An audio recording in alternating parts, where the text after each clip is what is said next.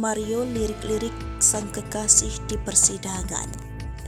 Mario Dandi 20 tahun kedatangan kekasihnya AGH 16 tahun pada lanjutan sidang penganiayaan terhadap D 17 tahun Selasa 27 Juni 2023. Sebelum sidang dimulai, ekspresi Mario terekam kamera ketika AGH duduk di kursi persakitan sebagai saksi.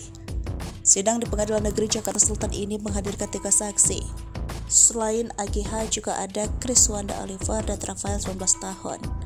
AGH menggunakan pakaian yang tertutup hoodie berwarna abu-abu, kaos putih, celana dan masker hitam. Sesaat sebelum majelis hakim menutup ruang sidang, karena sidang dilaksanakan tertutup, Mario Dandi terlihat duduk bersama kuasa hukumnya di depan anak AGH. Terlihat beberapa kali Mario Dandi mencuri-curi pandangan, melihat ke arah anak AGH sebanyak 2 kali. Kemudian tak lama setelah itu, majelis hakim meminta untuk seluruh pengunjung Pengadilan Negeri Jakarta Selatan di ruang utama untuk keluar. Persidangan dilaksanakan secara tertutup untuk mendengar keterangan anak AGH.